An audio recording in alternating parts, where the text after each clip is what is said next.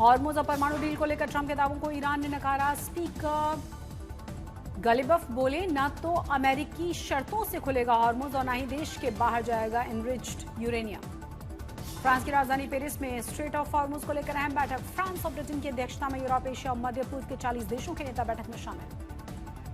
चीन, सीरिया समेत दुनिया भर के देशों ने इजरायल लेबनान सीज फायर का स्वागत किया। चीन ने कहा, उम्मीद है कि सभी संबंधित पक्ष संघर्ष विराम प्रक्रिया को आगे बढ़ाएंगे। ईरान और अमेरिका के बीच हॉर्मुज को लेकर तनाव बढ़ गया है। ईरान के शीर्ष वार्ताकार ने अमेरिकी नाकेबंदी को अज्ञानपूर्ण फैसला बताया। रिवॉल्यूशनरी गार्ड्स ने चेतावनी दी है कि अगर ईरानी जहाजों पर हमला हुआ तो अमेरिकी नौसेना को कड़ा जवाब दिया जाएगा।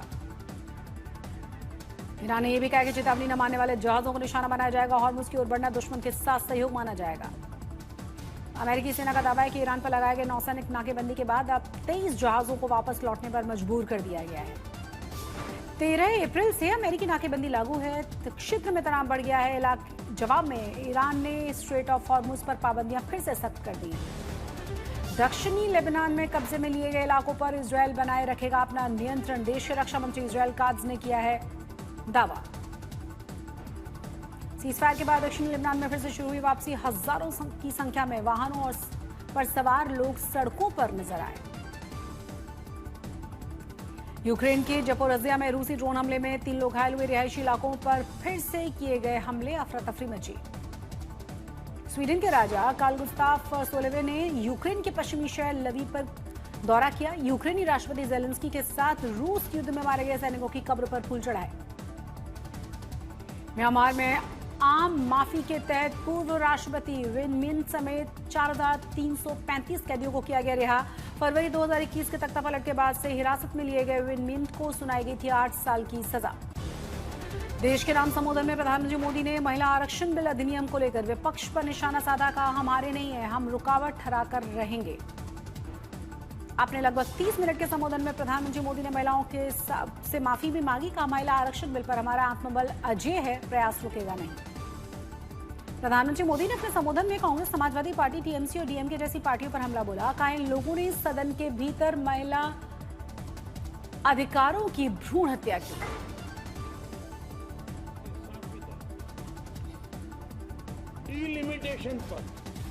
संबोधन के दौरान प्रधानमंत्री मोदी ने कांग्रेस पर बोला हमला। कहा, देश में सभी बहन बेटियां कांग्रेस को करारा जवाब देंगी। राष्ट्र के नाम संबोधन में प्रधानमंत्री मोदी ने कहा, नारी शक्ति वंदन बिल पास कराने को 66% वोट नहीं था, पर हम 100% महिलाओं का आशीर्वाद जरूर हासिल करेंगे। पटना में लोक जनशक्ति पार्टी रामविलास का विपक्षी दलों के खिलाफ हल्ला बोल। विपक्षी नेताओं ने उनके पुतले फूंके गए। उमैया ठाणे में शिवसेना शिंदे गुट के कार्यकर्ताओं का इंडिया गठबंधन के खिलाफ विरोध। विपक्षी दलों पर महिला विरोधी होने के आरोप लगाए। महिला आरक्षण विधेयक को लेकर तेलंगाना बीजेपी अध्यक्ष को नजरबंद किया गया। कांग्रेस के खिलाफ राज्यव्यापी प्रदर्शन की योजना थी। लखनऊ में महिला आरक्षण संशोधन बिल नहीं पारित होने के बाद प्रदर्शन। विश्व हिंदू रक्षा परिषद ने विपक्षी दलों के खिलाफ लगाए नारे। लोकसभा और राज्यसभा की कार्रवाई अनिश्चितकाल के लिए स्थगित की गई। 3 दिन का विशेष सत्र समाप्त किया गया। महिला आरक्षण बिल पर टीएमसी बनाम बीजेपी। सीएम ममता बनर्जी बोली, बीजेपी का पतन शुरू हो गया है। बंगाल के चुनावों के प्रचार के दौरान यूपी के सीएम योगी ने टीएमसी और लेफ्ट को घेरा। कहा, विपक्षी दलों ने आधी आबादी का अनादर किया।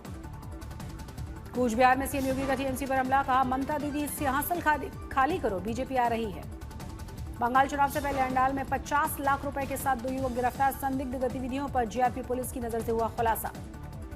तमिलनाडु की चुनावी सभा में प्रधानमंत्री मोदी के हुंकार। महिला बिल संशोधन के गिरने पर कांग्रेस और डीएमके का जमकर निशाना साधा गया।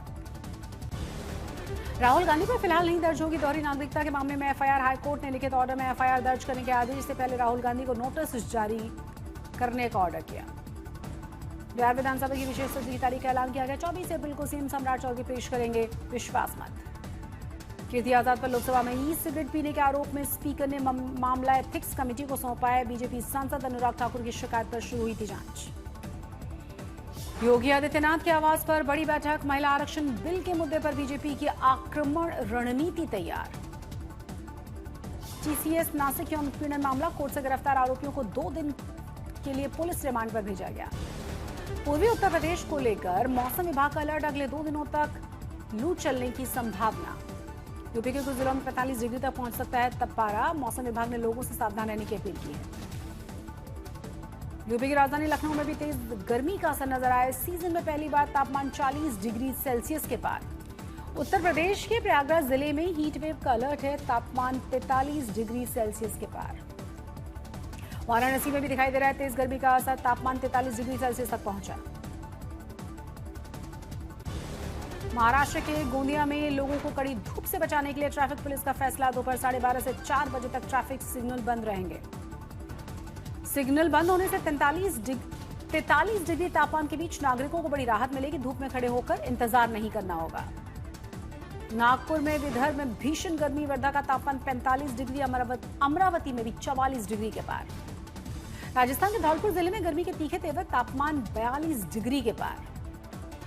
छत्तीसगढ़ में तेज गर्मी और लू को देखते हुए सरकार का फैसला। 20 अप्रैल तक स्कूल बंद रहेंगे।